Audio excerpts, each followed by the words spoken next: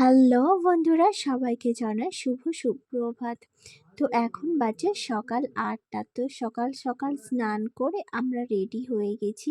তার কারণ হলো আজকের দিনে আমাদের বাড়ির পাশের যে আশ্রমটা আছে প্রতিষ্ঠিত হয়েছিল, সেই উপলক্ষে অনুষ্ঠানের আয়োজন করা হয়েছে। তো আমরা তাই জন্য রেডি হয়ে গোপালকে সাথে নিয়ে পুরো গ্রাম পরিক্রমা করতে যাচ্ছি। তো চলো ভিডিওটা স্কিপ না করে ভিডিওটা প্রথম থেকে লাস্ট পর্যন্ত দেখতে থাকো। আশা করি তোমাদের বেশ ভালো লাগবে।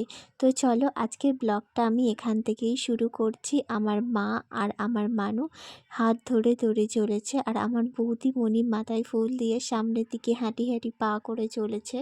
তো পাড়ার ঠাকুমারা আছে, আশেপাশে অঞ্চলে প্রতিবেশীরা সবাই আছে। তো সবাই মিলে হরিনাম করতে করতে পরিক্রমাতে রওনা দিয়ে দিয়েছে।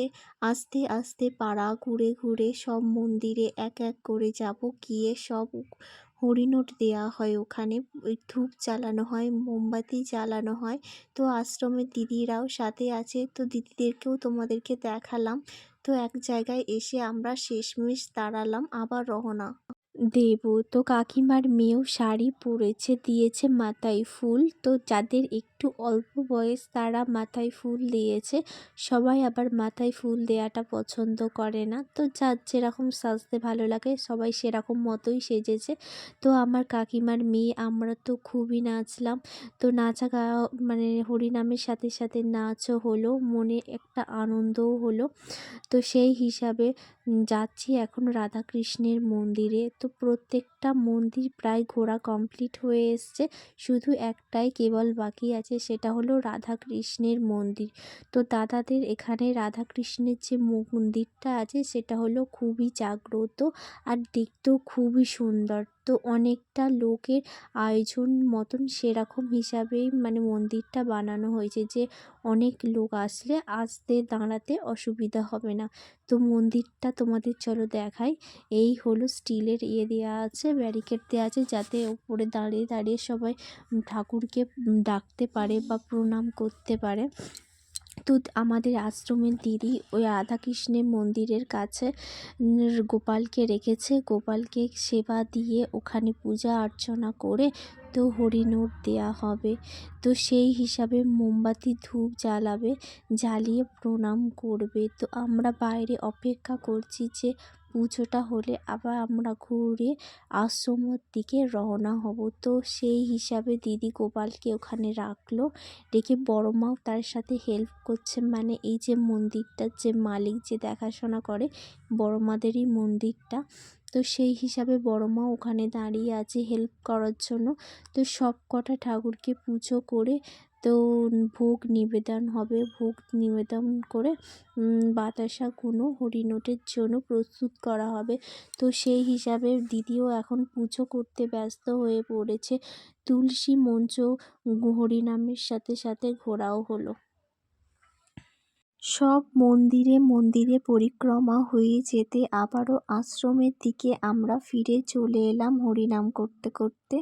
তো সবাই এসে দাঁড়ালো গোপালের কাছে, গোপালকে গাড়ি থেকে নামালো, নামিয়ে আমার বৌদিমণিরা সবাই মিলে মন্দিরেতে দিয়ে আসলো গোপালকে।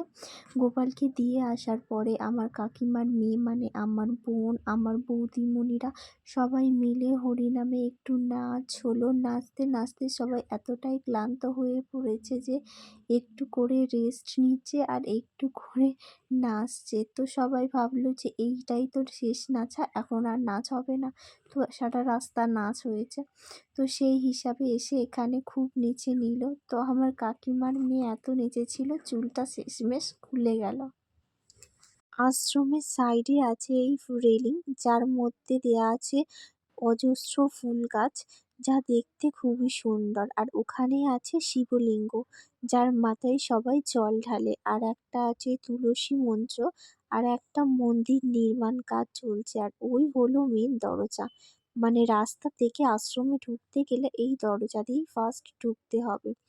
তো সবাই মিলে ঘুরছে। তো আমি দেখাই আশ্রমে কি কি গাছ আছে। পেয়ারা গাছ, লিচু গাছ, আর কিছু ফুল গাছ আছে। আর ওই যে দূরে সব মানুষজন দাঁড়িয়ে আছে, ওখানে পাড়ার লোকেদের ভোগ খাওয়ানো হচ্ছে। আর এই হলো মন্দিরের ভিতরটা, যা আরতির সময় দেখালে তোমাদের খুবই ভালো হতো। তো আমার আসার দেরির কারণে তো তোমাদের আমি দেখাতে পারলাম না। তো চলো প্লিজ ভিডিওটা পুরোটা দেখে নাও।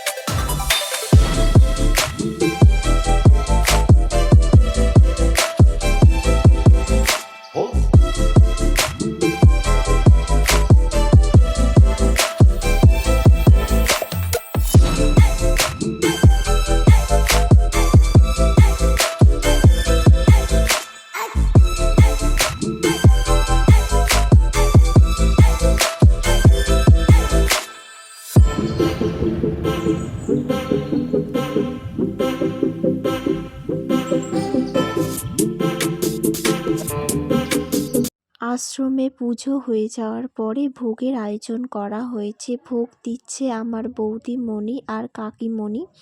তো কাকিমণি ভোগ দিচ্ছে ওইদিকে। তো কাকিমার মেয়ে বসে আছে আমার সাইডের টেবিলে, মহারাজ ওই সাইডে দাঁড়িয়ে আছে। ভোগ হয়েছিল গোবিন্দভোগ চালের খিচুড়ি, আলুর দম আর সব রকম সবজির চচ্চড়ি। তো আস্তে আস্তে লোকেরা খেয়ে এই বারান্দার দিকে ঘুরতে এসেছে, তো আমিও দাঁড়ালাম। খাওয়া দাওয়া শেষ হওয়ার পরে সন্ধ্যার দিকে সাংস্কৃতিক অনুষ্ঠানের আয়োজন করা হয়েছিল। তো পাড়ার বাচ্চারা এই অনুষ্ঠানে যোগদান দিয়েছিল। তো নাচ হলো, গান হলো, যেমন খুশি সাজা হলো।